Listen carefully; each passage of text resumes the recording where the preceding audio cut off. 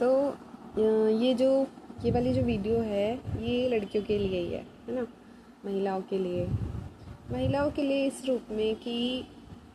महिलाओं की ज़िंदगी जब से वो पैदा होती हैं, पैदा होने से लेकर के उनके बड़े होने के बाद उनकी शादी होने तक, शादी होने के बाद उनके माँ बनने तक, माँ होने के बाद उन बच्चों को बड़ा करने तक, बच्चों को बड़ा करने के बाद उनके वृद्ध होने तक, एंड देन उसके बाद जो भी स्थिति होती है। तो एक महिला का सफ़र जो है वो इस तरीके से चलता है। इस पूरे फेस में लड़कियों के लिए बहुत सारी चीज़ें होती हैं, है ना। लड़कियों के ऊपर बचपन से ही बहुत तरह के रिस्ट्रिक्शंस होते हैं, रिस्पॉन्सिबिलिटीज़ होती हैं, ड्यूटीज़ होती हैं, बहुत सारी, जिनको लेकर के उनसे पूछा नहीं जाता कि तुम ये करना चाहते हो कि नहीं करना चाहते हो। नहीं, उनको कहा जाता है कि तुम्हें ये करना है, तुम्हें ऐसे रहना है, तुम्हें ऐसे जीना है, तुम्हें हमारे हिसाब से चलना है ना, तुम्हें ये चीज़ें फॉलो करनी है, because you are a girl, तुम एक लड़की हो, है ना।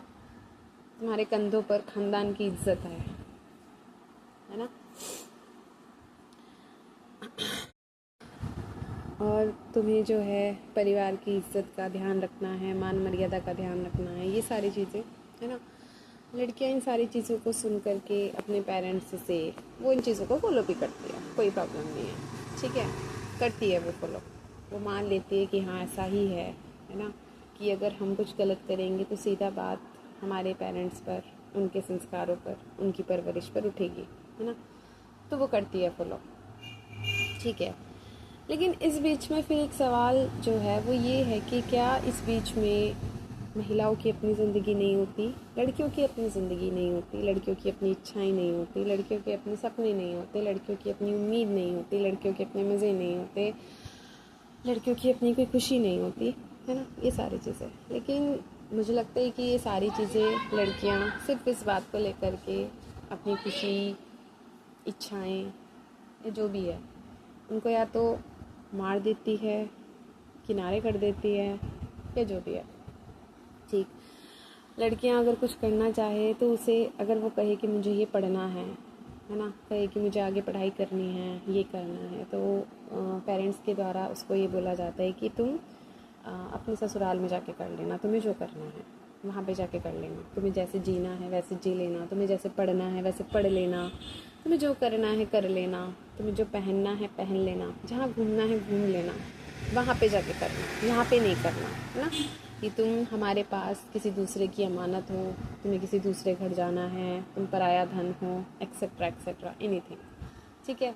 हालांकि लड़की इस बीच में पूरी कोशिश करती है कि जितना भी उससे हो सके वो अपनी लाइफ को एक सही दिशा दे, कोशिश करती है। सबको नहीं कह सकते क्योंकि सारी लड़कियां दूध की धुली नहीं होती हैं, इवन लड़कियां नहीं, कोई भी, चाहे लड़का हो चाहे लड़की, चाहे समाज का अन्य कोई व्यक्ति हो,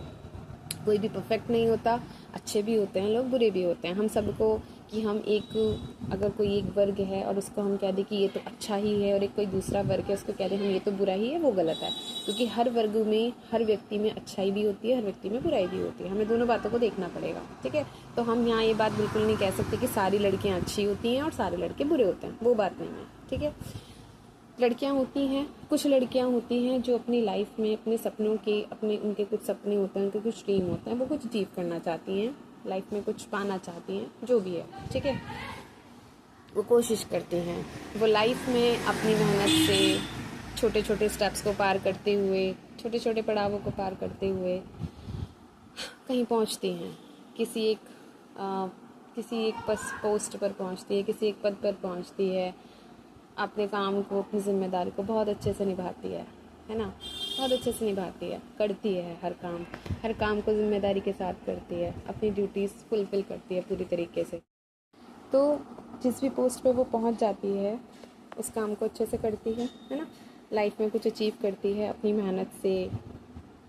जैसे भी मेहनत लगती है, जो भी चीज़ें करनी पड़ती हैं, जिस भी चीज़ की ज़रूरत लगती है वो करती है, ठीक है। पहुंचती है अपनी मेहनत से किसी एक पोस्ट पे, किसी एक मुकाम पे,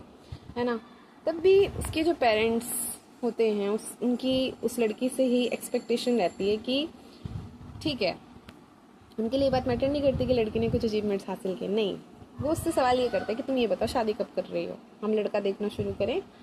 है ना, जैसा तुम चाहोगी वैसा ही देखेंगे, तुम्हारी पसंद का होगा, फलाना ढिंका, ये सारी चीज़ें। तब भी उनके लिए यही बात मैटर करती है कि वो शादी करे। ठीक है, वो मना करे कि नहीं शादी नहीं करनी है, ये बोल दे कि कभी नहीं करनी है तो शायद माँ बाप को हार्ट अटैक ही आ जाए,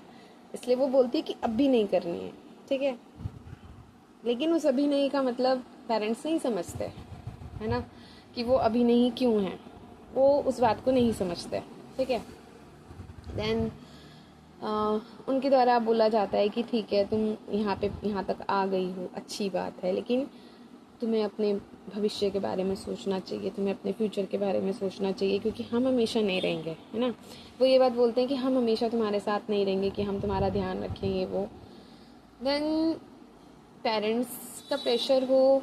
या फिर ये जिम्मेदारी कि वो हमारी लड़की है, और अगर एक ही लड़की हो तब तो और भी ज़्यादा दिक्कत, क्योंकि बहुत सारी चीज़ें हैं। तो पेरेंट्स लड़की को यही बोलते हैं कि तुम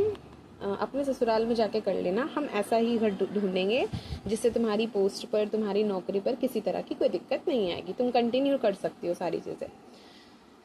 देन वो देखना शुरू करते हैं, लड़की को लगता है कि चलो ठीक है कोई दिक्कत नहीं है, एटलीस्ट हमारी जॉब, हमारी फाइनेंशियल जो भी